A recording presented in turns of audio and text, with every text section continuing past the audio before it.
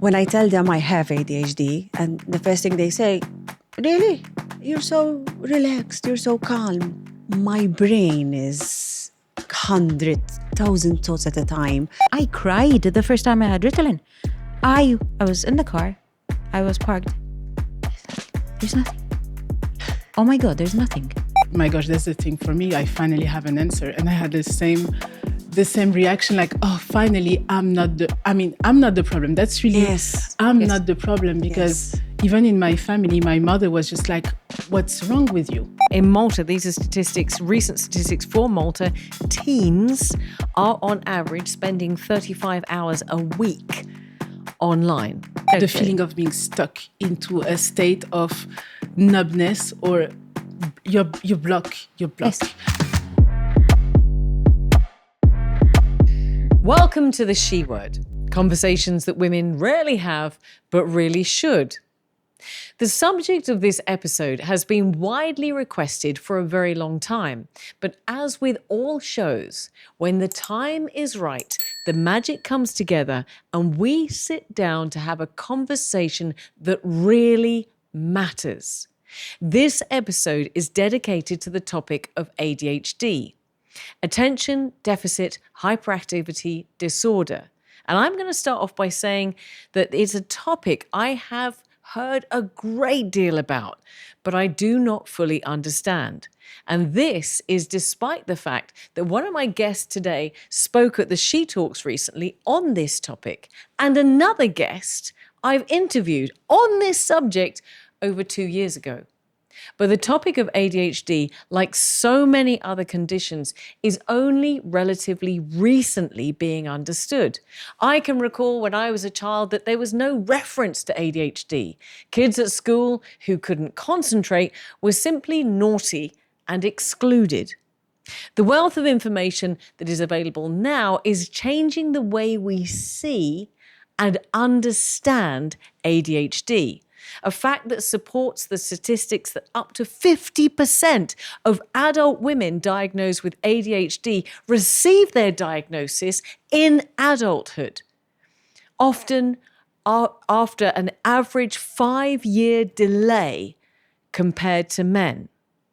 They're also significantly more prone to misdiagnosis, frequently masking their struggles. And ADHD defines the condition as a disorder, which I also believe is outdated, because previously when I sat down with one of the guests to discuss this topic, she said ADHD was like having 1,000 thoughts at the same time. It's a train that is always running, but actually it's a superpower. So, Makenda, it was you that actually made that quote. When we sat down to talk about ADHD in an interview that I had with you, I thought it was 2 years ago, but it was probably more like 3 years ago. And I'm so glad that you're here again. You are a French model. How long have you been in Malta? Almost 7 years. Almost 7 years. But that's not all you do. What else do you do here? I organize events, I build community, and I'm a brand strategist. Fantastic. And you look stunning. Can I just say, I wholeheartedly approve of the blonde. Blonde all the way. That's it. We are sisters. Chiara Frendo Balzan, Dr. Chiara, it's always lovely to have you at the table. And I'm so glad that we're here to talk about this, because we normally sit down to talk about all things gynecological. But today we're going to be talking about ADHD, because you actually have been kind of nagging me to do this show for a very long time, and came on the She Talks to talk about ADHD as part of your superpower. And is there anything else that I need to know about you? I think we know you so well. I don't know. I have no idea. That's it. But I mean, I'm not a gynecologist today, okay? No, absolutely. Today you are Chiara. Yes. And I'm so glad. I am absolutely so glad. We might have to say vagina at some point. Oh, I was going to say, probably today was going to be the only show where I wouldn't say the word vagina. There you go. So no vaginas today. We're going to be talking about ADHD. That's done. Demaris Agius, I am so glad. You've actually been on the She Word before as well. You are all veterans of the She Word, but you were only recently on the She Word. You are an incredible lady. You're a social media influencer, content creator with over 60,000 followers, which you said to me as we sat down, you said, I don't think it's 60,000. No. I counted each one of them. But you have this incredible content, which is great fun and entertaining. Anything else I need to know about you? Well, I do have ADHD, so there you go. You have it. Well, that's part of the reason that you're here as well, is because you're actually an advocate for ADHD. I love talking about it. This is my favorite subject, and I want people to understand us, and I want people to get to know if they do have it, to go get tested, and for people to understand their family member or their colleague, because it can be a little bit struggling for a person to understand us. So that's why I always speak about it. That's exactly it. And I think this is why I felt so passionate about having this conversation, because I think it's so misunderstood and misrepresented that for somebody who doesn't have ADHD, I'm interested to know your experiences and how I can best interact with that as well. Not just from your point of view, talking to other women or men who have ADHD, but also from someone who wants to have a better relationship and support you. So I think that is incredibly important. So I want to stay with that thought. And my first question to you, the thought of ADHD being an alternative mindset, which is what we spoke about when we had that interview. I want to ask you guys to define what ADHD is to you. We're going to talk about official kind of formal diagnosis and formal definitions in a moment. But what does it mean to you? How does it manifest with you? How does it show up for you? When I tell them I have ADHD, and the first thing they say, really? You're so relaxed, you're so calm. My brain is 100,000 thoughts, as she said, 1,000 thoughts at a time. I have to do so many things.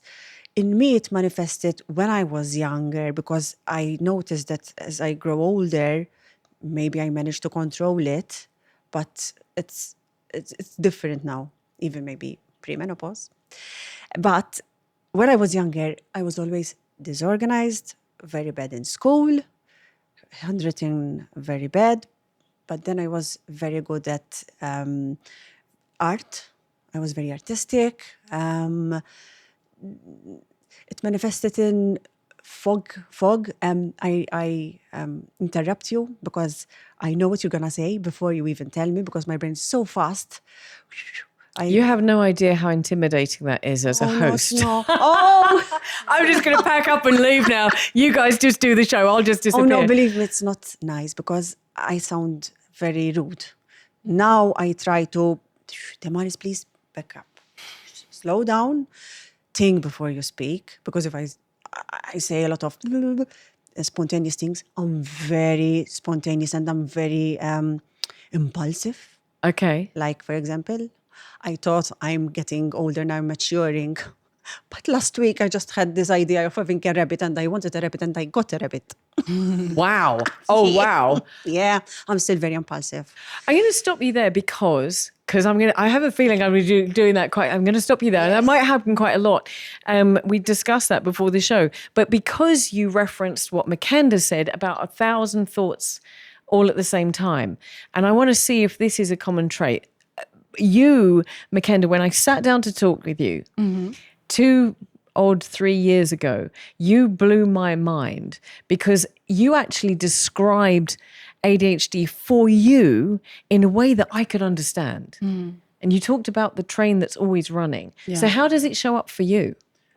Since this time, I started the treatment. So at the beginning, when we had this conversation, it was the beginning of my treatment. And now I really have way more understanding about all of those things. And I have a lot of people around me that can relate to this. So it's a lot of thought overlapping. And with people with ADHD, we can have different conversation happening at the same time and still understanding each other. So sometimes we can lose the track, but when we have conversation, we understand the level 1, the level 2, the level 3, and we are there. But when we talk about we talk to neurotypical people, we have to understand that they don't understand the different dimension, that they are lost.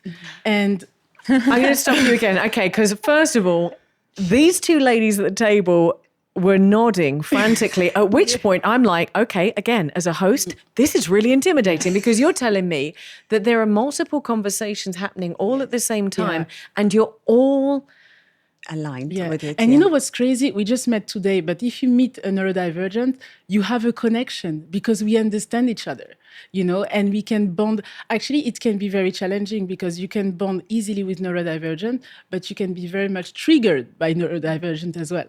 Oh, yes. That's crazy. We don't even know each other, but we understand the feeling of it. Yes. And it's something incredible. It's really like we are a tribe of people that when we find each other, we are super excited. But sometimes it can be a lot of love, and it's like love bombing. So it's very intense. We want to do a lot of things together, then explosion, and then we have enough, and then bye. Yes, it's true. Yes. And then months on end and no contact. And then after all this time, like, it's like we've never had that gap in the middle. Yes. Yes. Okay, I'm going to, and now Chiara's looking at me. Okay, so this is how it shows up for you. I'm going to ask, oh my God. I'll just sit here by myself. Someone love me, just love me. Goodness. I mean, that is mind-blowing because just on that point where you were talking about these multiple layers, and I'm guessing that can translate beyond just conversation, that you can have multiple layers of things happening at the same time. I remember interviewing Alvin Galia, the first person I ever spoke to about an adult diagnosis of ADHD. And he is a DJ, and he was explaining to me how he was an outstanding DJ because he could layer the sound and see it. Yes. And I was like, whoa. Yes. This is why I love DJs as well. They have this language. I understand the language. So that will dive into that a little bit later on, but I'm asking you, Chiara, how does ADHD, if you were to describe it, how does it show up for you specifically? So I thought there was something wrong with me for a long time. And when I moved to Malta, it's almost like I wasn't functioning. And I'm a specialist. I've done all this studying, and I'm a gynecologist. And all of a sudden, I am incapable of being an adult. I am incapable of doing basic housework. I am incapable of replying to emails. Because how old were you when this happened? So sorry. I came to Malta 7-8 years ago. Okay. And I was diagnosed about 3 years ago. And there was perimenopause in between as well. And I had a lot of transitions from working, obviously moving countries, working at the hospital, and then working in private practice on my own. And then lots of emails, and then I cannot read a chunk of email. And why am I? This is silly. I've done all of this. And then I am not capable of cooking, for example, because if a recipe has 10 steps, no, cannot do that. And I cannot open post letters. I cannot return something if I receive some clothes that I don't like and I need to return. And I cannot do that. Too many steps. So, and to me, I felt that there was something wrong with me. And when I asked my then therapist, like, I go to therapy, is there something wrong with me? I think I have ADHD, and we were talking about this earlier, and there was more on social media. And then in Malta, what I noticed, because I lived in Wales before, so lots of green. Which explains the accent as well. Thank you. And quiet. And then here, excavation, and then the fireworks, and then overstimulation. Like, why are you breathing next to me? And, so I become overstimulated. And I was having a therapy session, and my therapist told me, these are all signs of ADHD.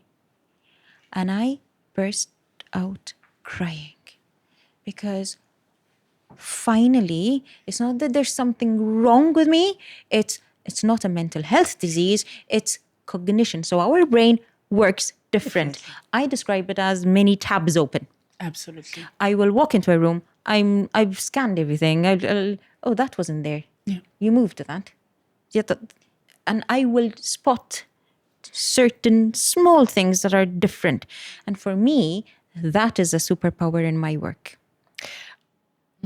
I'm so glad that we've started off already looking at this as a superpower. You've talked about layered conversations. We've talked about things that can happen and having tabs open and so on. And I want to keep on the positive because it does bother me that it is referred to in a negative context so many times. And as I said, and I keep saying, Makenda, you were the first person that turned around and went, nope, this is a superpower.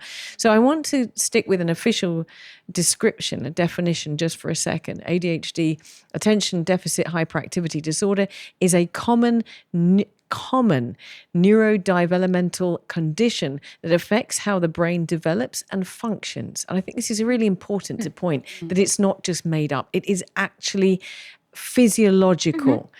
It is characterized by persistent developmental patterns of inattention, hyperactivity, and impulsivity that you just mentioned that interfere with daily life, academics, and relationships. Usually diagnosed in childhood, these symptoms can continue into adulthood and impact daily functioning, relationships, and work or school performance. Before we go into the different types and the impact, because there's 3 different types, when were you diagnosed? And you just mentioned, Chiara, this, because as I mentioned in the opening, ADHD in women is diagnosed much later than men, with 50% of diagnosis in adulthood. Just to go on from that, boys are diagnosed at roughly twice the rate of girls, 13% versus 6% in childhood. And data from the EPIC research shows that incidence of ADHD diagnosis is in women aged 23 to 49 nearly doubled between 2020 and 2022 in 2 years, nearly doubled. So you've mentioned that this is very recent for you. This is just 3 years ago.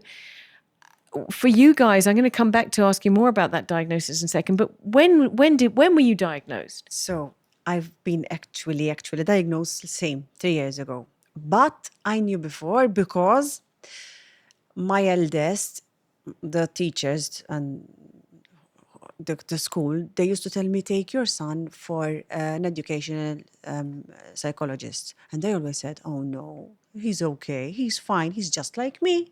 He will get, it's normal that kids don't like school. He will grow older and he'll pass from it, because I thought I was okay. I didn't want to school, I didn't like it. And when I grew older, I wanted to work and I thought I was normal, kind of. And she told me, and then I took him after many years, I saying, no. Then I took him and the psychologist told me, I told her, but he will grow out of it. She told me, because I told her I grew out of it. She told me, no, you didn't grow out of it. You just learned to live with it. And that was a shock for me. It was like, what? I have ADHD? Because everything what she was mentioning, my son has, every time he was explaining something, it's exactly how I am, exactly. So, and then I got to know I have ADHD. Then I said, oh wait, maybe not. And then many years passed until then I said, look, let me go and check. Yeah. I'm going to come back to something you just said in a second. First, I'm going to ask Makenda, when did you get diagnosed? How did you come to be diagnosed? So, when you contacted me for the episode, it was literally 1 month before. So it was in August 2023, I think, 2023. Same, 3 years ago. Yeah. And it was the time because I had friends around me. They had one was medicated with CBD, marijuana. The other one was medicated with Adderall. And I tested both. And then I was just like, okay, this is not a long-term solution. So then I've been to a psychiatrist. I got my diagnosis. And then I had my treatment that was none of both of the options.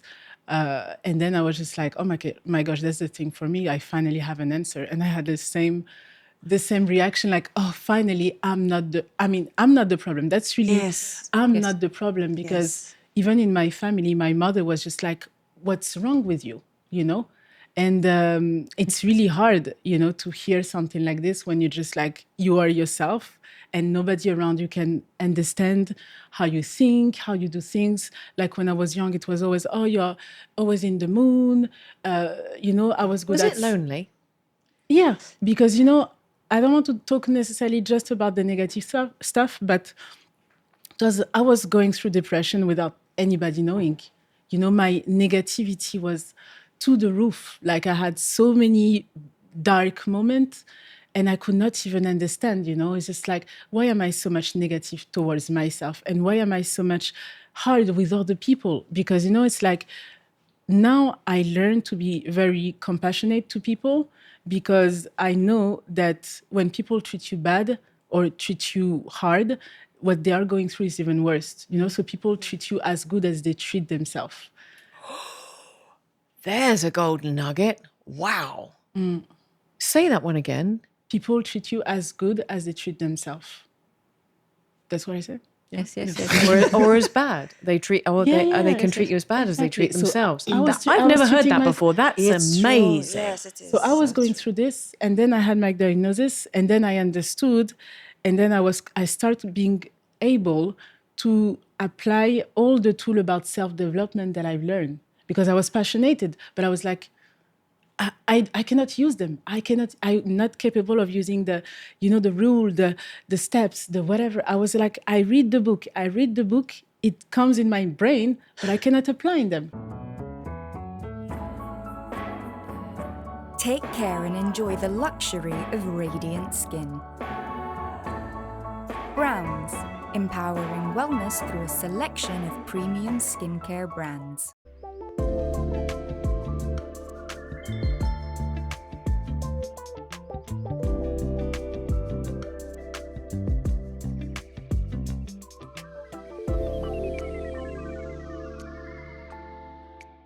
Għaluli li ftit ħin fix-xemx investiment għal saħħtek. Skoprejt li x-xemx investiment għal but. Il-Bank of Valletta hija regolata mill-MFSA u liċenzjata biex offri kummerċ bankarju f'termini tal-att bankarju. I'm going to pause you because I just want to come back, because you also mentioned, Demaris, you mentioned about getting diagnosis, and as did Chiara. And I want to take each of you back to that point, because you obviously knew something was different. As you said, you knew in your childhood, you knew. But I can imagine, and then I'm going to ask you what your experience was, but I can imagine that being diagnosed with ADHD is a double-edged sword. In that, there you go.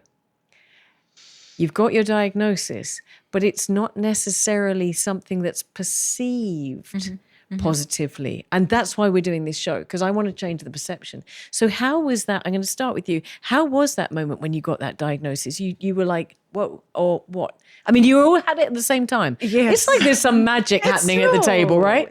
Like the Spider-Man. Never felt so left out of a show as I do right now. I will send you the meme. Okay, see, social media. Exactly. I don't have time. So it's the same as them. I've been all my life having these micro criticism all my life, even from my father, who he adores me and loves me. But, like, concentrate. My God, why you're not so good? Your brothers and your sisters are so good in school. Why you're not? What's happening? Why you can do it? And all the teachers, friends. And yes, you're a bit lonely. Yes, I did feel better when I'm very social person. I love people. But for some reason, I do want to end up alone, because I don't think people understand my weirdness, my Some people. I'm going to stop. Okay. Because I'm very, very particular about the language that we use. And I'm not going to let you say weirdness. Okay. Because I really do believe that whatever the language we use is not only projecting how we feel on the inside, but it also means that it is how people perceive us. Yes, and I'm going to say, girlfriend, you ain't weird. I love you. But I think don't you think it's important that we are mindful of the language it's that true. we use? Yes, I'm working on it, but I've been all my life criticizing myself, okay? That's it. So that's something I need to change. Even my friend used to tell me, accept a compliment. Yeah. I always felt I'm a failure, I'm not good enough. These are things that are normal now that I've been reading a lot about it, that you feel them. That's why we're so negative about ourselves, because we receive it our life, so then you accept it and you believe that you're a failure. But when I got diagnosed, it was a relief. Yeah. It's okay. It's my brain wired differently. I have a body of a mini minor, but a Ferrari inside. A Ferrari. So yeah, it's How okay. cool! Say that something again. I You have a always body of say. a mini minor, Yes, but my a body's a Ferrari mini minor, inside. but inside my brain is a Ferrari, and I'm like, and it's okay. I love that. And that's what happens to us. I don't know if it's the same with you, but I'm very, very, very. I want to do so many things. Then I overrun myself, and then I'm like. We'll zero. come to that in a second because I want to stick with. I'm going to keep guiding this conversation. Yes. I'm going to let you run away with it. But Chiara, you said that when you had your diagnosis, you cried. Yes. Well, yes. And when I then took the assessment and all I was a high scorer. Oh, I love the way you went there. I was a high scorer. What does that mean? So I was severe on the ADHD scale. Because there's a scale, yes. At least I understand. Yes, I'm in the middle, kind of. Okay. Yeah. I think I'm a top as well. Hey. You're a bottom. I'm in the middle, but I find it very difficult. Sorry, continue. Yeah. And then when I took the whole report to the psychiatrist, and it's almost like they were in shock. And then she said, because of the IQ. Like, what does that even mean? So I apparently did well in school because of my IQ, because I never studied. I was saying earlier, I never studied. And I was told off for not studying. Why are you not studying? Why are you not studying? Because I want to read. I want to read a book. I want to fantasize. And yes, I would read under the blankets. And so I didn't fit in because of that. But when I then had the diagnosis, it was a relief for me that, okay, my brain functions differently. I have too many tabs open at the same time. And when I worked on a labor ward and seeing emergencies, I was exceptional at emergencies. Because give me the worst case scenario and I'm on it. Yeah. I'm on it. Yeah. Give me something mundane. Yes. Like, what am I going to do with this? Like, yeah. Explain to me, because you're nodding away there, Makenda, that this is obviously shown up with you, and we'll come back to So much. Oh, I like the way she's like, yeah, so much, Yeah. that's me. So actually, at the moment, I'm trying to overcome the fact that it's easier for me to organize an event within 1 week or two than to plan it in advance for people to know. So lately, I've been starting to organize events, and now I have time. And my biggest stress is to actually contact people, have a date in advance, stick to it, communicate about it, and start working with planning, you know. But when it's like stressful, it's actually give me like a kind of a, you know, like the horse when they have like the, how do you call Blinders. it? Exactly. Yeah. So then you have more clarity and you see sharp and you say, I'm going to go there. So then you have less, you know, like this doubt about decision. You say like, I'm going to go do this and do that. And that's it. Not overthinking and overthink it and so on. Because when you have too much option, that's the problem. But when there is the stress, the adrenaline coming to you, and which is like, you have a date, you have a deadline, and you're going to do it like this, perfect. Yep. Yes. Yep. Yes. Just like packing for a trip. my Last night, gosh. okay, I planned a trip 2 months, and then I open the suitcase, and then I make a plan. No. and then it stops until the night before, or maybe 6 hours before the flight. Listen, just so I can say, I don't pack until I'm 20 minutes before leaving to the airport. Okay. You ladies don't own that one. Okay. Okay. Wow. That is no. I'm like, and there are. What's interesting is so much of what you're saying I can relate to, and I'm going to be very clear about this. So much of what you're saying about having a date, okay, fixed. Yes. That's it. Move all the rest out of the way.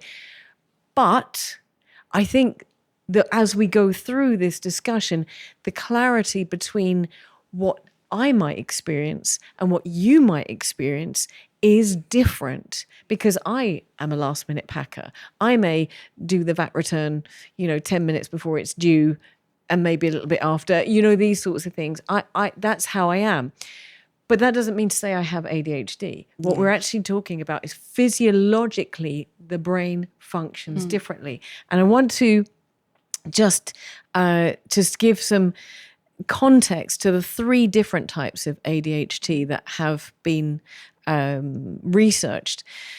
Inattentive is number 1, characterized by distractibility, forgetfulness, and difficulty organizing or completing tasks. Okay, we're getting hands up at the table. Often previously referred to as ADD. Yeah. Hyperactivity, impulsiveness. Characterized by restlessness, difficulty sitting still, excessive talking. I'm not looking at you, Demaris. And acting without thinking. Yeah. Interrupting others. Oh my God. And then the third is combined. A mix of both unattentive and hyperactivity impulsive symptoms, which is the most common presentation. So it's most common not to have one or the other. It's most common to have a combination. Does that make sense to you? Yes. I have them both. I'm disorganized, I'm foggy, I forget. But you know what? Actually, sorry to interrupt. It's okay. I'm going to skip loads of that. It's fine. You just, It's okay. So actually, since I had my diagnosis, I started talking about it more to my family. And obviously, it's never an isolated case, in a family. So I started talking a lot about it. My mom started kind of, hearing, listening. And she started reading a book about it. And then because my treatment was efficient, my family started to see my behavior change, being more calm, more focused into things, more, involved into my adulthood life, decision-making and so on. And my brother actually last year or the beginning of this year, he got a diagnosis from the same professional that I had mine. And he got the diagnosis that he had ADHD, but at a different level. And, my relationship with my brother always been very like this, because we were so similar that we could not find a way to just adjust our energy, So a lot of love, but a lot of anger, because we didn't understood what we had, So I did my research. I went to therapy. I did cognitive therapy. I really invest myself a lot into understanding who I was and how I can become better with this. And my family started slowly investigating on the side. My mom just 2 weeks ago told me, you know what, I was talking to a woman and she told me about the ADHD stuff. Maybe I have it. Okay, maybe 3 years after. Okay. And I'm still pushing her, Mom, go for the diagnosis. But I'm not pushing her too much because it's obvious she has it at so many levels. But never mind. Okay, so tell me, is it inherited? Yes. Right, it's inherited because you've mentioned your family. My brother has it at a different level, and he's very much like, he's as well very much into sport. He's a coach, and he's like this, and things are like that. So he found a way to cope with this. Yeah. He created some cues that make him still capable of functioning as an adult, But you know what? One thing that I've learned from the research about ADHD is that it does impact men and women differently. Yes. And one of the reasons is, Chiara, we've spoken about this, women mask. Women are used to getting on with it and not addressing there to be any challenges and just saying, hey, listen, let's just do this. And this is no disrespect to men, because men have their own challenges with regards to ADHD. But We're different. one large issue, and one of the reasons that men get diagnosed before women, is because they don't mask as much as women do. I want to throw this at the table. You know, you mentioned about your family. You've mentioned about your son. Is it something that you can see that runs through your family that apart from... Yes. Yeah, I'm sure mum also, had yeah. it. I'm sure mum had it. Yes. Mum's passed. So, but looking back, she would get tired. She would be the social butterfly, but then exhausted afterwards. So, and she would tell me, I'll go up, I'm going to put my feet up. And I feel that every time I'm in social circumstances and have to mask, it takes so much mental energy that I need to rest my body. What's masking? Explain to me, because this is important. That's interesting, because friends who I am comfortable and drop the mask with, they can see it. I don't think I can, so it's difficult for me to explain.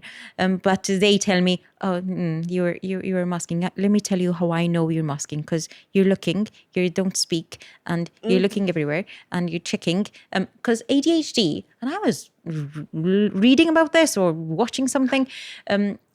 It was a massive superpower when we were in caveman times. Okay, so in the times when you have to look out for threats, if you hear a noise, okay, so the person who had ADHD would be better at surviving, right?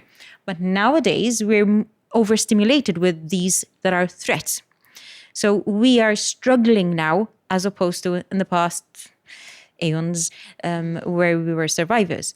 So with masking, so when I'm in social circumstances and there's music, and so I actually have noise cancellation background Same. Yeah. in every handbag. Okay, I have so many in every handbag, because I'll be everywhere, and okay, I'm not going to speak, but I'm going to listen. I'm not going to answer. That is masking. So I'm not myself. Exactly. I am going to give you an answer that you expect of me, right? In order not to overshare and not to completely or take okay, over the space. Oversharing is I'll just listen. talking. I'll just listen. Okay, I'm not agreeing. I know I'm right. I know I'm right, but it's like this meme with a lot of numbers. Oh, that one as well. Okay, Yes. hang on. Whoa. We're having three conversations. This could be a 10-hour-long show.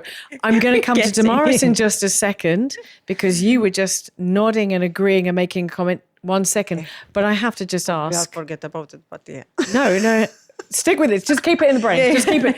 Okay. You guys connect. You do your magic thing while I ask Makenda, what's the numbers thing? What's This you just said? It's actually a meme. That's so funny because, with neurodivergent, you can give some reference just a bit and we just get it. So it's the meme where you have a woman, she's looking like very focused, and there is like those numbers and equations on the blackboard. written on the block. Exactly. And it's a meme, that's when you're just thinking of something and your mind is actually working. And that's just what it means. So what she say masking mean she doesn't say anything, but her mind is working. And she keep it because if she start, oh my gosh, it's not gonna be. Now that I'm getting, and this comes back to what you just said about oversharing, because you had already said that you have a tendency to overshare or to go out and blast something out without thinking about it, which is the impulsivity. Yeah. And what you're talking about, Chiara and Makenda, is masking is a way of stopping that hyperactivity, impulsivity, but you don't say anything because you're actually shutting down from being over impulsive. And you've said you overshare. Yes. I mean, I've been trying to do it, the masking. So now I try to stop talking, Demaris, because You're going to overshare, you're going to say something stupid, you're going to say something which you shouldn't say. But that is masking. So like, that's what I do. That is and that's what masking. I do. I mean, when I'm listening to you, I'm like, my brain is like, I want to say something. Even when we're in big talks, I have so much to say, but it's better for me to shut up and don't say nothing, because I don't want to say something stupid or something that it's wrong or oversharing, because I'm very, very conscious about who I am. Well, see, now this makes sense that Chiara said it was exhausting. That after social... Oh, my word. Yeah. Wow. I wish we could get all the cameras to show everybody's response all at the same time, because you all just went, yes. Because social events, if you're having to gatekeep what you're saying all the time, that must be exhausting. But actually, that's a way sometimes to preserve your peace. Like me, it's so funny that you call it masking, because now I do so many events, I'm invited to so many things, and I've learned to stop my people pleasing by saying yes, so then I can keep my peace. And I know that when I have an event the day before, I have to balance with having a me time. And now that's really I feel like I'm growing by just being able to, I'm here for people, I'm here for myself, but myself is the priority. And I put it in my schedule as a priority. Otherwise, burnout. Like people with ADHD, we give, we work, we perform, and then burnout. Yes, and burnout, ADHD, oh my God, coming out of burnout with ADHD, horrible. Yeah. And I used to, social events, and so, for example, it finishes at 11 o'clock, right? I would stay till the end. And then the next day, I am non-functioning. I am in bed. And then I go, I'm wasting time. It's a nice day. I should be out. And now, like, do you know what? It's 9. I've done my presence. It's fine. I am here. I've enjoyed myself. This is my limit. Mm-hmm. This is my limit. I need to go now. Yeah. And my friends now know. Yeah. And they don't force me, stay a bit more or come out. Listen, this is as much as my energy gives. Exactly. Can I ask, whilst you're saying that, I was thinking to myself, Demaris is a mum.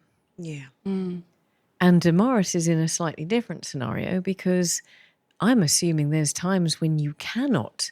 I mean, I totally, the nods, the sisterhood going on here at the room is just beautiful. Oh, you guys are so cute. But these guys are saying that the burnout, that you need to prepare before an event, you need to leave when you're ready. But you're a mum, you don't get to do that. How does that work? I also have these issues where I'm a very people pleaser, and that I hate saying no. And if I say no, I have days of me feeling bad because I said no, and I'm like focusing and thinking about it. No, my God, I don't know how that person is feeling. I might have disappointed them. I'm like, and having a family, of course, you have to be there. You have to wake up. But there are days where I'm stuck. I'm stuck. I need to get up off the bed, but I can't. I literally can't. I have to fight myself to go up, and I cannot function. And I doom scroll. I get, I don't know, it happens. I'm just stuck. I'm going to stop you there, because this is it's something I hadn't scripted, but it's become extremely prevalent in my mind. How does an ADHD brain interact with digital devices and social media? We are very prone to being addictive, okay? And for me, my addiction is But social time. Media and algorithms are designed to be addictive. Being ADHD is worse. Whoa. Yeah. I just removed, actually, I put back Instagram just for the she word. I was out of Instagram for 3 days, and that's the only way I can focus into my work and into my life. Okay. Can I point out something which I really would like to make? Yes. This is very important. Fire away.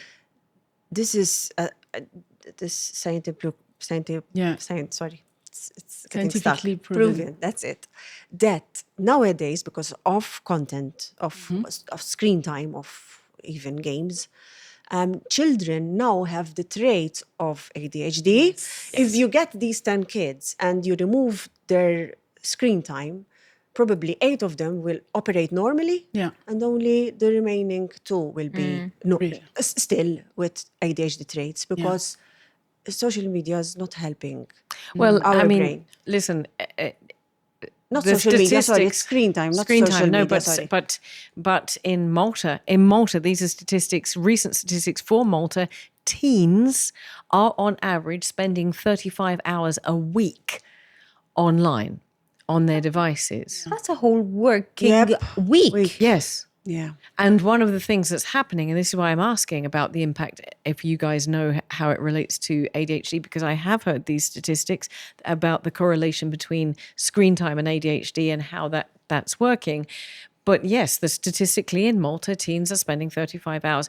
And parents often are not aware of it because they're doing it when they should be asleep. Because if you look at, you said that's a working week. So they can't do it when they're at school. Exactly. They can't do it. Like when I was going to ask, when do they do this? When they should be sleeping. When it's becoming an epidemic amongst That's so young bad for people, the children brain. and teens. And depression. But you know, like on the day when I was doing events, because everything when I was doing events, it's like my events are related to social media, so you have a lot of mention and so on. The next day I was in bed and my screen time was 10 hours. Oh my gosh. 10 hours. For that It's one very day. No, not easy, scrolling. like, Is like because I was checking the page of the person, and in my head, when I put story, I like to write something on top of it. So I was just like checking the person, checking the stuff, create the storytelling and everything, putting some reference and so on. Then the time passing, and I was totally crushed after. I was feeling empty. Yes. I was feeling like, what am I doing? Like it's exhausting. It's exhausting. Very exhausting. And this is why now I have like reminder about my screen time, my bedtime, all of those reminders that make me aware about the fact that I need to have a limit. Periods are part of the game, but they don't have to throw you off your game. Try new Always Platinum for up to 100% leak protection, faster absorption, dry feel, and it's more cushiony, so you can focus on your game. It's a new period, always.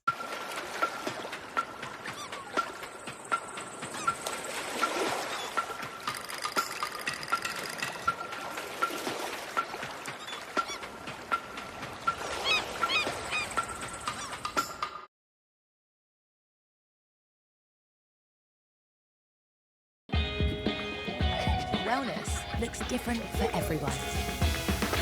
For some, it's the energy of an early morning workout. For others, it's the morning hustle. Or the joy of a delivery arriving just when they need it. It's the little rituals and big moments that bring balance and health to our lives. Because wellness looks different for everyone. Holland and Barrett. Shouldn't we all have limits? I'm so glad that you said that, because even if you don't have ADHD, we definitely technology should be detox is really good. We need it. Absolutely. Look, I want to talk about the common signs and traits of ADHD. And just, again, we're going through the kind of putting it in perspective, and then they'll be coming to some more personal experiences in just a second. But executive dysfunction, difficulty prioritizing, planning, or managing time, hyperfocus, periods of intense, deep concentration on specific topic or activity to the exclusion of everything else. And the reason I'm reading this is because you've just talked about a personal experience, both in the context of work, both in the context of scrolling. And I'm telling you, you've just quoted as if you were reading from here. Emotional dysregulation, trouble managing frustration, impatience, or intense emotional reactions. Now, we spoke before about those intense emotional reactions, because I was saying, I spike, I go up like this. I'm like a rocket. I get really emotional and I come down very, very quickly. But that's me. And I know that that's something that I do. And, as I've gotten into menopause, maybe it got a little bit worse, but we'll come to that in a minute. But here's the thing, as women, managing a heavy mental load and a busy lifestyle, well, these signs that I've just mentioned could relate to a lot of us. As I just said, I spike with my, and then I'm like, ooh. Yeah. In fact, this might explain the increasing use of the phrase, I have undiagnosed ADHD, because I hear that a lot right now. And one of the reasons it bothers me is because if you do have ADHD, then a diagnosis is going to assist your life. You ladies have already said that. And if you don't have ADHD, then it's kind of disrespectful to people who do. Yeah. And maybe that should be managed in a different way. What defines the difference? And this is the big question between ADHD and just being overwhelmed with life. Because I would put myself, when I spike like that, I would put myself definitely in that second category. I live a very busy life. I allow myself to fill up my calendar way beyond how much I should put into it. That's just me. Always done it, always have. What's the difference between ADHD and just being overwhelmed? Because let's face it, we all live busy lives these days. I don't know exactly, because when you start getting older, you start getting these, fogginess, forgetfulness. I speak with other women, and when they say, oh my gosh, I'm forgetting so much, I tell them, this did happen when you were younger, because that's what I find the difference. If it's always or now, it could be, that's the difference. It should be always. I get, when I'm reading a book, but everyone is different, of course. When I'm reading a book, too much information, I start getting panic, and I want to go into the end of the book so I understand what happens. When I'm watching a movie, probably I know the plot already, because my brain is like... Okay, again, I'm going to stop you here, because I watch thrillers and I'm always trying to work out who did it, and I always guess right. But I can read a book and I don't get that. That's how I know the difference. For me, I know what you're describing there, I do not relate to. I get on a plane, I buy my book as I get it, go through the airport, and I'll finish it by the time I get off. I am absorbed in that book, I'm done, and I'm not distracted by anything. That's how... But it's good. But at the same time, Chiara's laughing at me. It's like there is hyper-focus as well. Exactly. If you like it, you can hyper-focus on it. There is it's not my hyper-focus, I don't like it. For kids, for example, there is things they don't like at school, but you give them something artistic and they're going to do it and do it and do it and do it, You like it. So that's what I used to do. It's like, actually, we have this, the dopamine, We need to feel stimulated by something.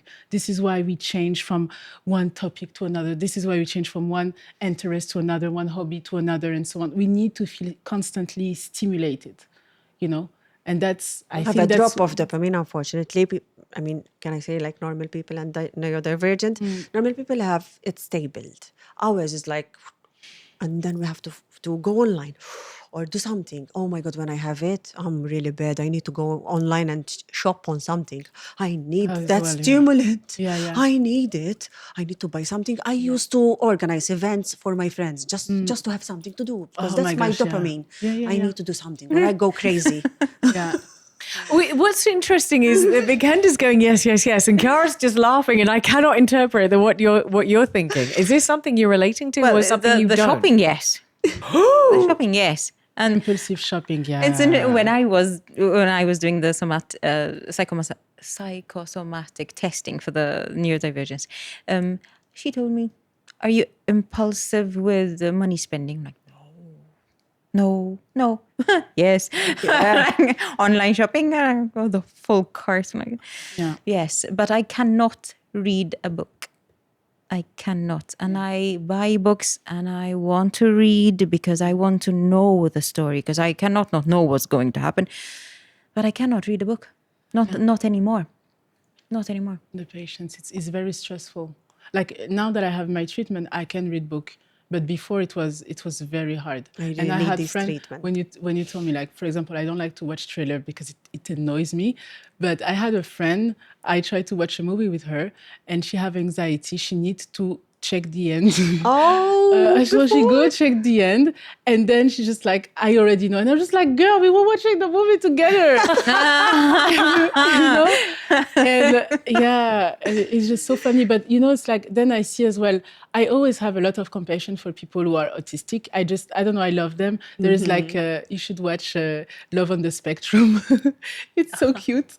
a lot of autistic people and so on. And I don't know why I always have this empathy. I always feel like, I don't know, I want to take care of them. I want to take the time that people don't take for them. Yeah. You know, and I always have this, even for neurodivergent, I'm just like, I feel the pain of people when they're just like, I'm trying and nothing, or they're in their addiction and so on. Mm-hmm. And actually now I really have to learn to as well protect myself, you know, because you can not help somebody who doesn't want to help themselves. That's another superpower. We are very huge empaths. And the thing is, like, when I was doing my cognitive therapy, I've learned about the Karpman triangle, which is a triangle where there is the oppressor, the savior, and the victim, you know? And sometimes we tend to be like the savior of people. You cannot save people who cannot help themselves. And sometimes we stay stuck in the victim because we feel things are happening to us. People with ADHD, life, you know, overwhelming with life. And always happened to me. But one of the things which is sad is like they're always the common denominator of all those things, and they don't realize, you know, like bad relationships, toxic environment, chaos. Talk to me about this for a second, because you mentioned relationships, okay? Because, you know, I'm going to come back. I'm not going to let you off the hook, but I'm going to come back to defining the difference between ADHD and somebody who's just overwhelmed. I think it's important because I think it's important for somebody who may be thinking to themselves, they're listening to this show and they're thinking to themselves, I wonder if I'm, you know, maybe I have ADHD, maybe I have neurodiversity, maybe I need to go investigate that. And then I think for some of us, there's some things that you say that I'm absolutely 100% identifying with, and some things that I'm not. Empath, absolutely, 100%. And we mentioned this before the show. That can also come from your childhood and the way that you're brought up. And I think this is where the confusion happens, is that what you're describing would really relate to so many people, but ADHD is actually the brain functioning differently. And you just mentioned about over empathizing back there. And I'm wondering, you know, one of the problems with over empathy is that in relationships, whether it be friendships or romantic relationships, because you can feel what you project the other person is feeling, you overcompensate and maybe don't hold the boundaries. You mentioned boundaries and me time and all this sort of thing, and don't do this. So 2 questions. Over empathy, is that something that's a big deal for all of you? And my second question is there challenges with romantic relationships if you have ADHD being rejection sensitivity. Rejection sensitivity. Yes. Oh my gosh, yeah. You don't speak to me. Why didn't you answer? What's wrong? What have I done? Yeah. I'll make it better. Yes. But again, because I'm flagging this also comes from complex family childhood trauma situations as well. Just so that I'm sort of just making sure that if somebody's saying, oh, yeah, well, I do that, that doesn't mean to say that you necessarily have ADHD. No, what true. it means is part of the perfect storm that comes with ADHD. Yes. I think what's different is that we all felt that there was something not quite right. There was something wrong. Something didn't sit right. Yeah. As opposed to, fine, I get overwhelmed because I'm on a tight deadline, or we have to do this, or she's not here yet. And then you simmer very quickly. But with ADHD, it takes days. You might still be thinking about it 3 o'clock in the morning, about a phrase you said to someone maybe 10 years ago. You know, we were talking about this, the 3 a.m. wake-up call of, oh my gosh, I have my to-do list to write down, or, you know, you have like so many things going on. Yeah. But, you know, I think neurotypicals don't struggle so much. It's the struggle. It's the feeling of being stuck into a state of numbness, or you block. Yes. Paralysis. I call it paralysis. Yes, exactly. And then the food, the relationship with food. Either you forget to eat or you eat mindlessly. You're not hungry. but you're just eating. I don't know why I'm eating. Yes. And the addictions. So because you chase a feeling, or at least with me, it was, I'm tired, therefore I need coffee. Coffee is a stimulant, and then I sleep. Why? Yeah. Neurotypicals don't sleep with caffeine. But Ritalin is a stimulant. A stimulant on an ADHD brain works by calming it down. I cried the first time I had Ritalin. I was in the car. I was parked. There's nothing. Oh my God, there's nothing. Is this what normal people feel like? I cried because there wasn't a song, there wasn't a list, there wasn't I need to speak to that person, I need to message those people, and then so many things, a mental list of things. I know what I need to do. Am I able to sit down and do them? You might take a few minutes to do so, but Oh my God. I just agree with everything you're saying. And we contradict ourselves so much. We need organization to operate, but we're very disorganized. we need quiet. We need quiet, but The song blasting in the car. But then, we need something to stimulate us. Yeah. So there's some things that we clash into them. So when to find a balance, it's not that easy. And I think the medication is something that we need to consider. Okay. I've been Okay, holding back. Okay. Let's talk about this, because you say you've been holding back. Yeah. You have referenced this treatment, and you've just mentioned Ritalin. Before we do that, Alexei, we have a fly. Yeah. Is there anything we can do with this fly? Because it's just gonna. It will actually show up on camera. Let's try. Is everyone? I got the fly. What? She got the fly. Wow. That's like a proper Spider-Man thing. You realise that is like the Spider-Man thing. You have to do it. Her face. This I don't get. Let me tell you. Yeah, we're Let gonna me tell you check. something. So, sorry. Let me look for it. You don't know this meme as well? Let me show tell you. you something, then I'll send it to you. So basically, Spider-Man, there are three versions of three different actors of Spider-Man, of the movie. So basically, they started the movies of Spider-Man with an actor. Then they continued with another actor, and then an actor. And then they came up with this idea that there was a multi-universe. There it is. And they met in the same... They met in the same universe, the three of them, and they were like, you get it?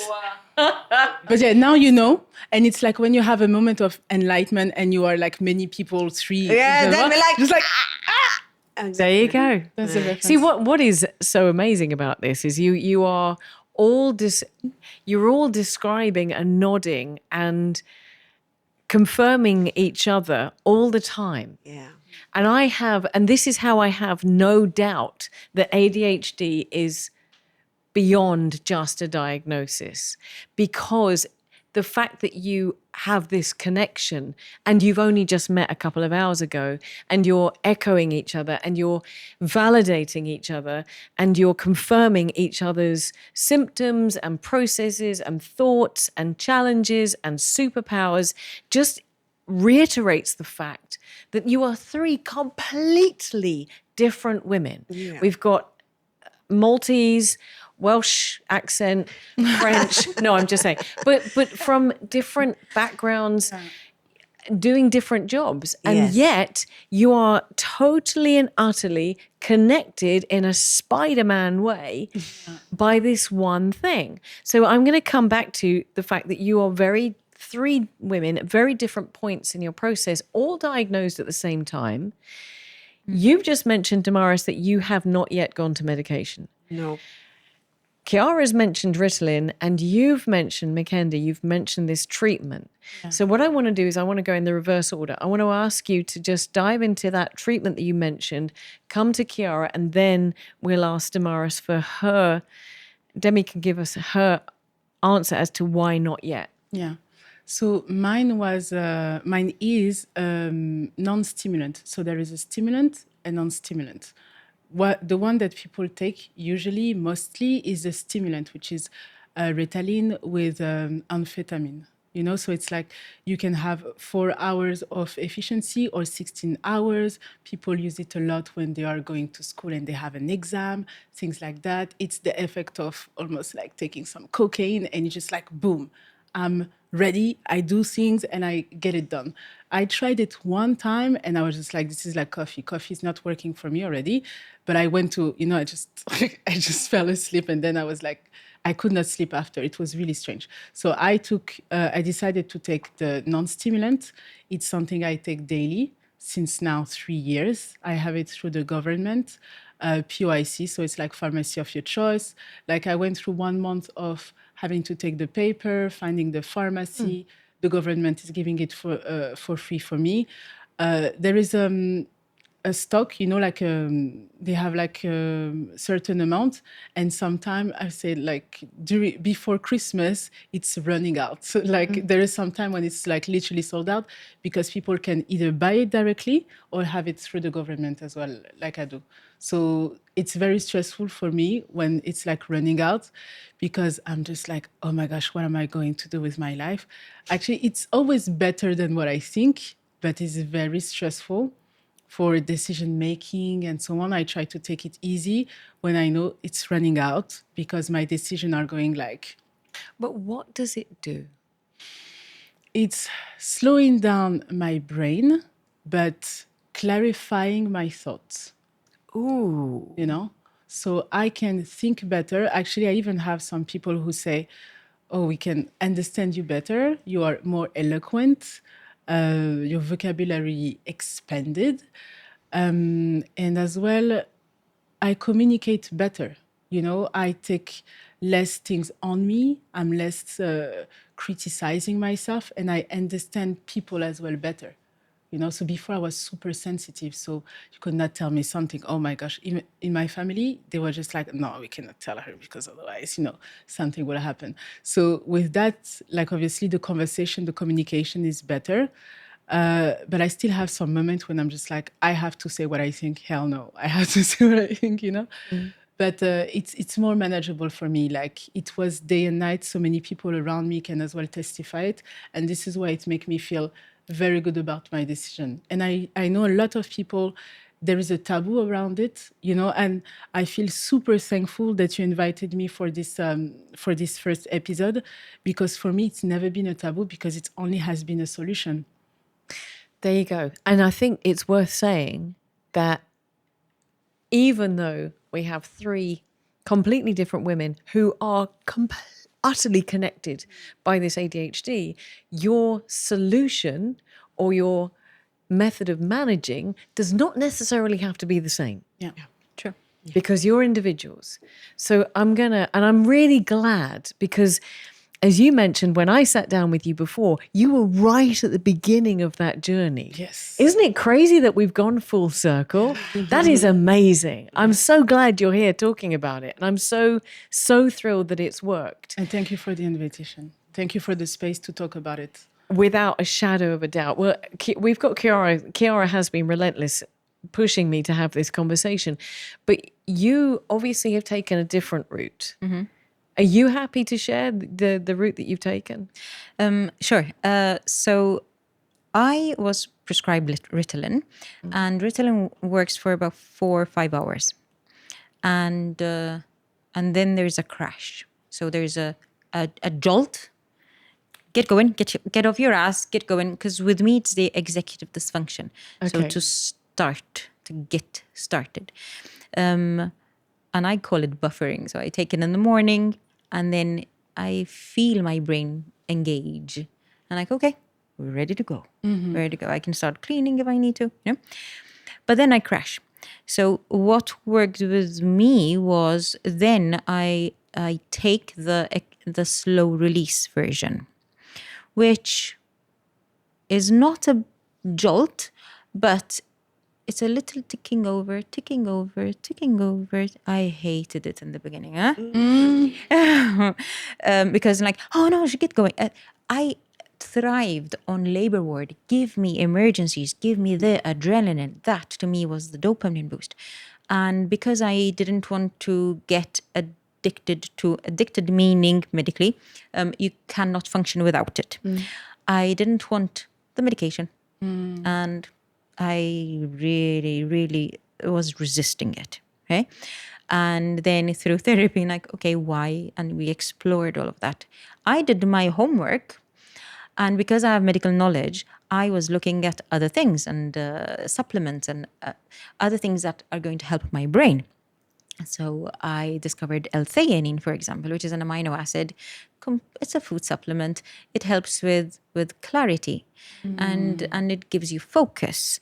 So if someone needs to focus doing exams, then L-theanine is it's not a medication. It's fine. It's safe.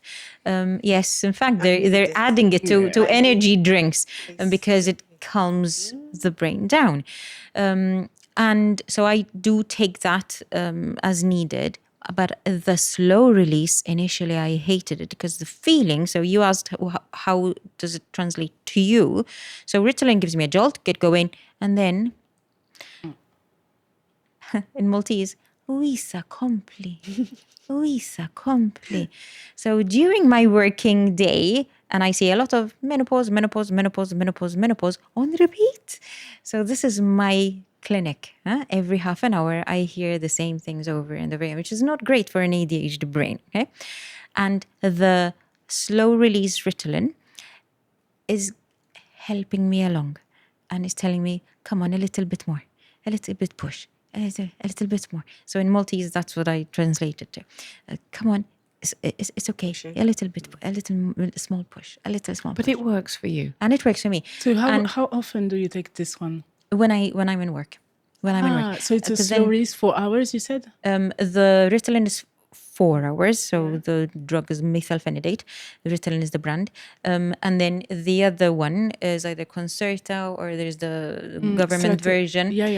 That there are different doses, and that lasts for longer. But what I didn't like was I needed to crash at the end of the day because I want to sleep. And the higher dose was not allowing me to crash. So and 80 or much did you take? 18. So I take the 10 of Ritalin and then the 18 of the other one, the slow release one. So then by 6 o'clock, I am okay to unwind. And then I can crash. And that's okay. That's okay. Welcome to Maison Perrier. Discover Maison Perrier Chic and enjoy our new non-alcoholic cocktail range. Maison Perrier. Enjoy our new sophisticated mocktails. There's the designer one, color, craftsmanship, handles, hubby cooking. Wow. Good thing we came to Satariano. We didn't just dream it, we got it.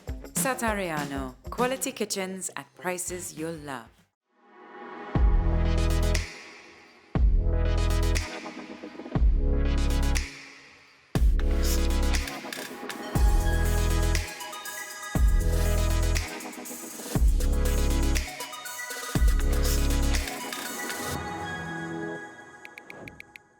As you ladies were speaking, because you've obviously found a solution that works for you, and I'm so glad.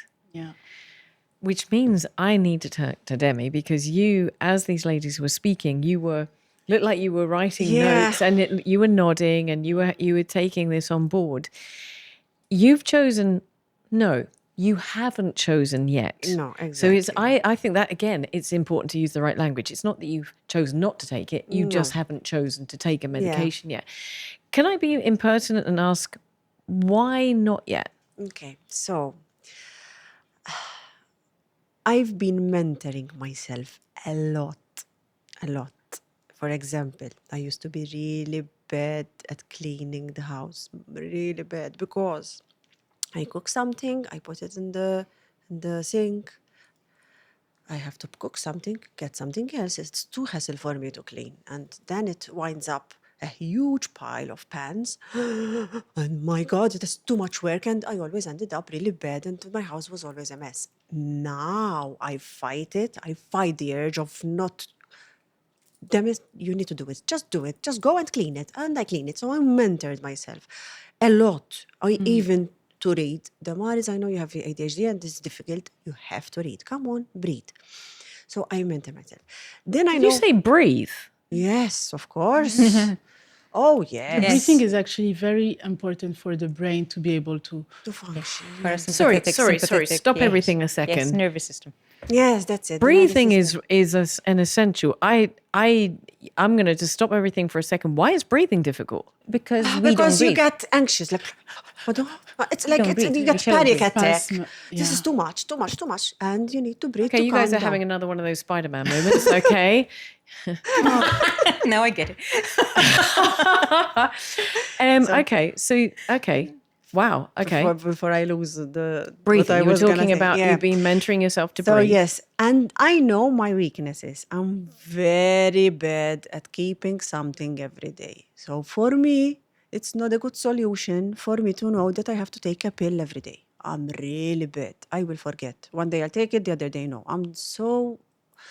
Even I have an alarm, and I say, yeah, I'm going to take it, and they will forget it. But I'll say... Sorry, please. No. Tell me. No. Okay. Yeah, I want to say no as when well. you need it. Me is different. No. You, it's when you need it. And me, it's actually, I start being way more organized thanks to the pill.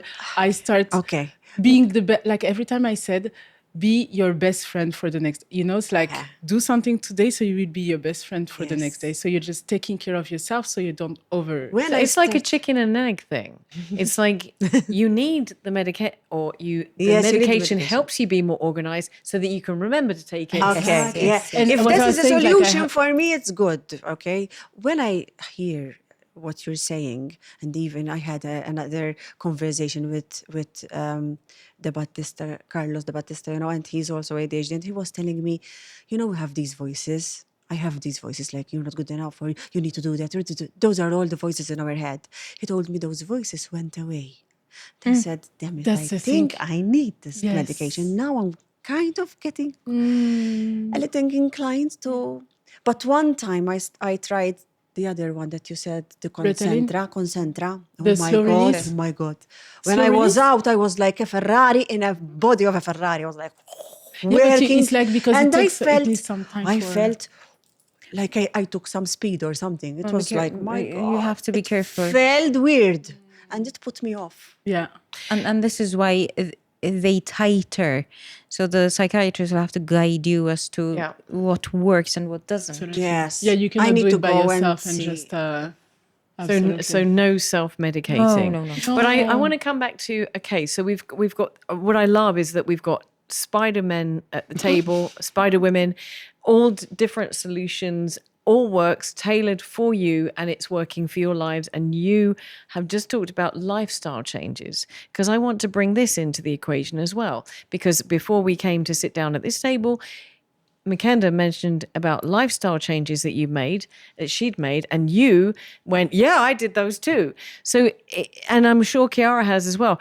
Have you had to compensate with lifestyle changes, and what does that look like? Lifestyle changes. Well, you just mentioned a lot. You mentioned about self-mentoring. Yes, I changed a lot. First of all, I think that also, if you have to examine the brains, you'll see they are different, okay? But we also mature very, very, very late and slowly, okay? So our brain is not like a normal person that matures and settles down really easy. Our brain takes time. So even because I'm aging, I may be even maturing and taking better decisions. Okay, but I've also mentored myself. I've done a lot of mistakes, and through those mistakes, I've learned, and I had to sit down with myself and change them. But I mean, of course, even, because I'm getting older, I used to go out and never tired. Now by 9 o'clock, I need to be sleeping. So you've come to this side, girl. Okay, well. But yes, I've changed a lot. Now I'm much more organized. If I'm not organized, I'll go crazy, which I wasn't like this. I used to be very late. Now I need to be on time. I need to do an exercise every time. So I have an appointment.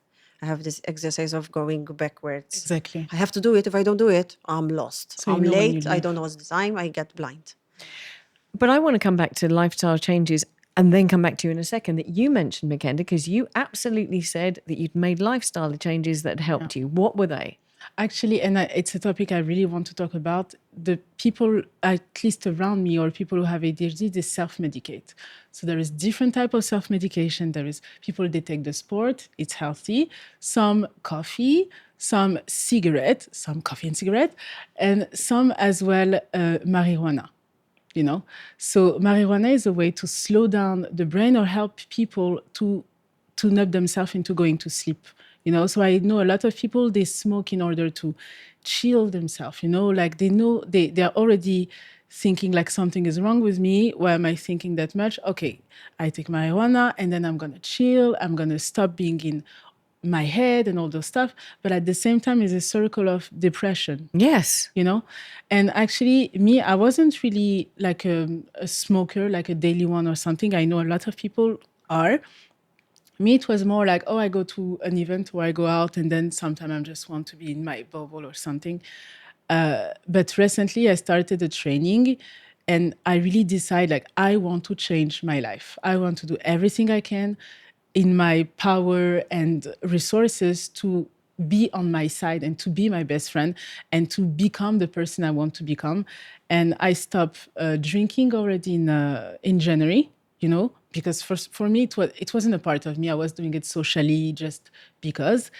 And smoking, it was like literally last week. And I just realized that in certain social environment, I was misplaced. I wasn't supposed to be here. So now it's like, to become the person I want to become, I have to remove myself from certain space in order not to lose my time, lose my energy, and be able to focus into more healthy thing. And actually, I think you said something as well, that you took this decision and you had this realization as well, right? Yes, even me, even certain people, they used to like trigger things in me because of my emotions, which are not that easy to control. Sometimes I get emotional and maybe I talk too much, and some certain people used to trigger me. So I had to avoid those people so I can be a better person. And alcohol with ADHD is so not good. It's Exactly. so, oh my God. Because she said something about Me the and fact alcohol. that, yeah, the limit doesn't Oh exist my sometimes. gosh. So she was saying that when there is an event finishing at 11, she stayed till 11. And imagine having the event till the end and having no limit about the drinking. Yeah. So you're there, okay, the event is going on, okay. And then you finish totally drunk and it's like, I should have stopped after the third drink. Like, what am I doing? But you don't have this this meter that say enough, alarm. Just like doesn't exist, so you just like keep going. Yes. Yes, I do know that one. So then it creates an addiction, kind of. Yes.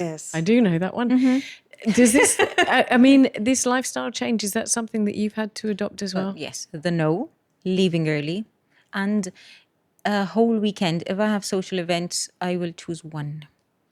I will not attend 2 nights in a row. No.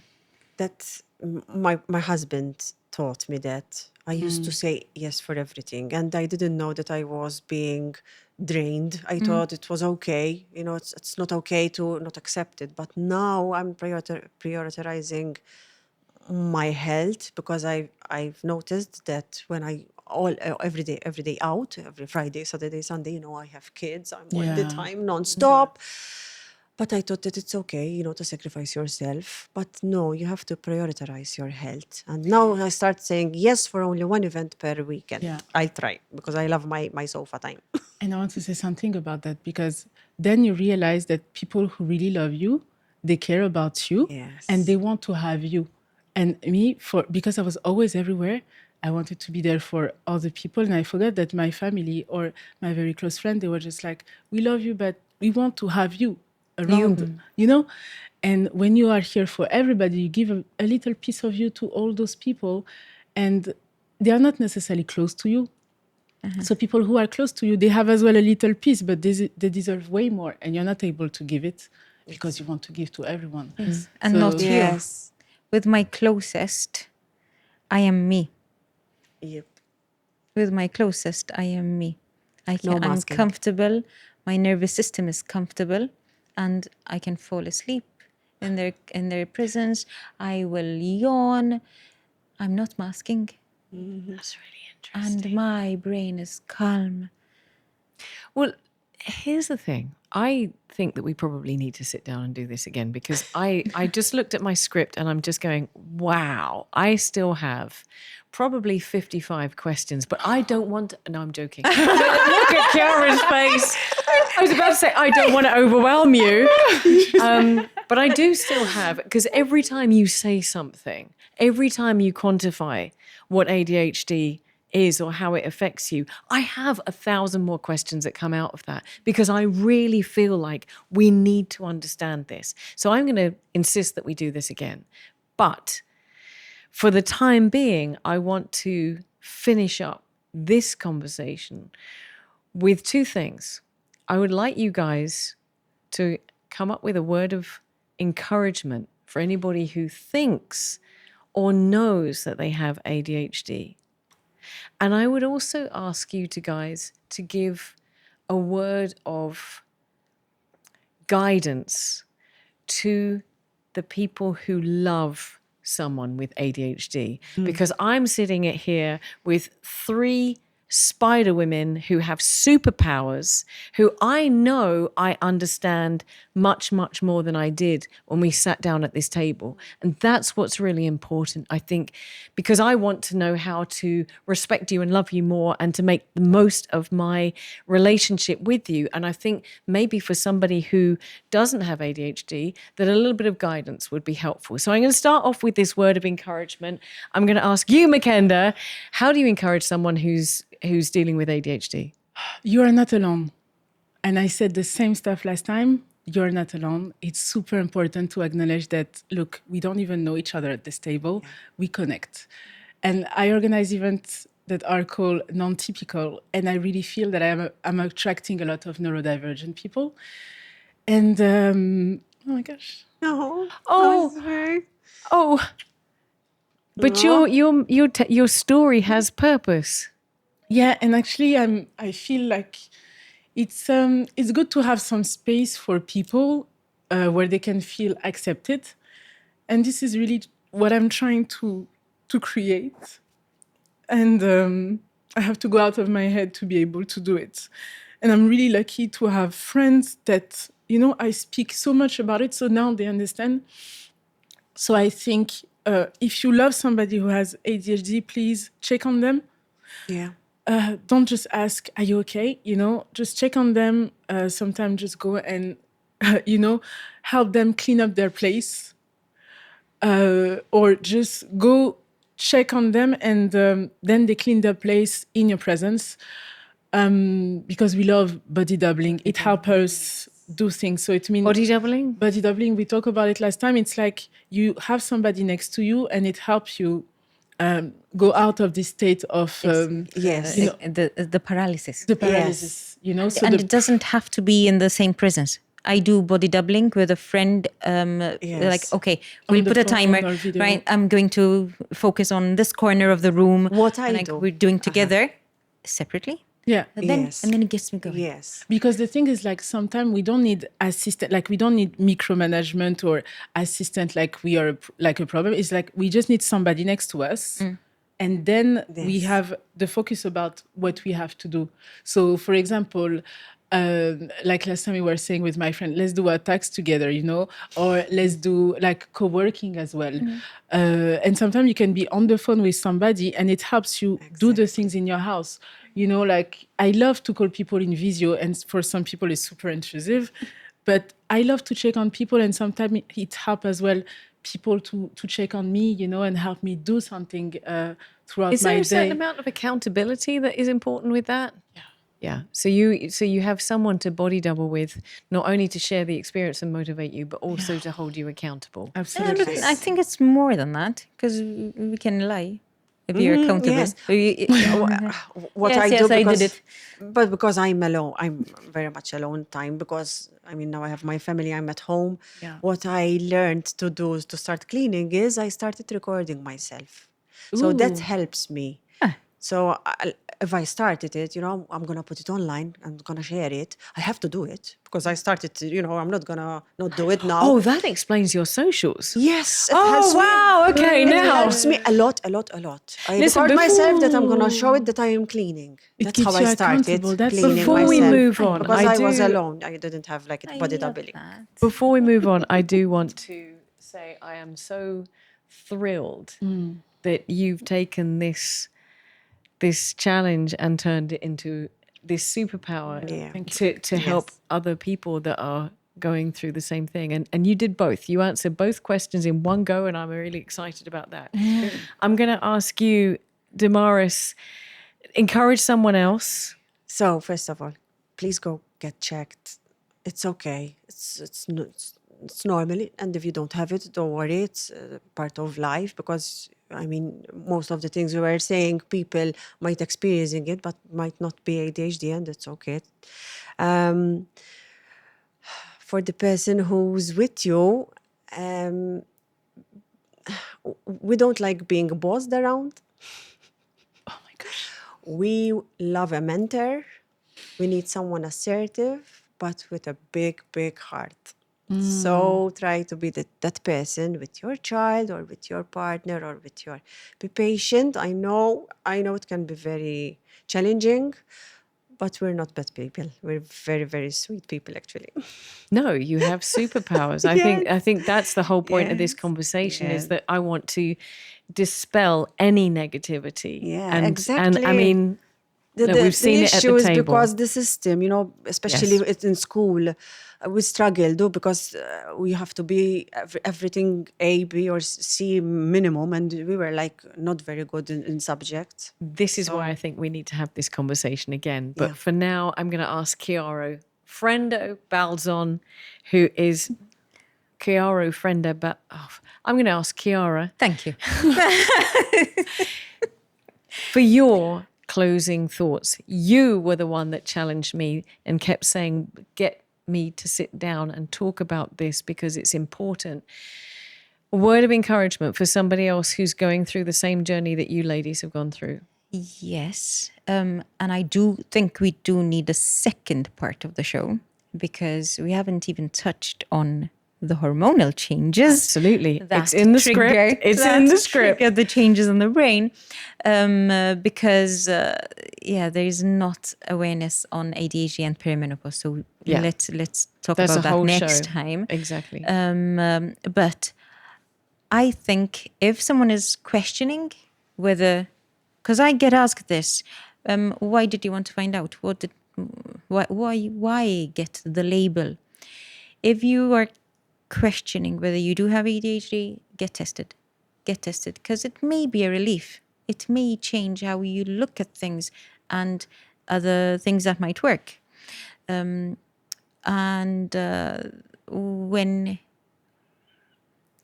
other neurotypicals are trying to understand someone who's neurodivergent, I don't think they can, but they need to try. Because we can appear as hysterical sometimes because I find that I may be misunderstood or people are not getting me, people are not understanding me, and then the masking starts. So try and be compassionate and don't boss us around. Don't give me a solution because I know what's going to work and what's not going to work. No? And accept my no. Accept my no because I know my limits. I know you love me, and then you do. Ladies, to 3 superheroes. Cheers. Spidey cheers. Thank you so much. Thank you. Oh, thank you so much. Thank you for this. Good. Yeah.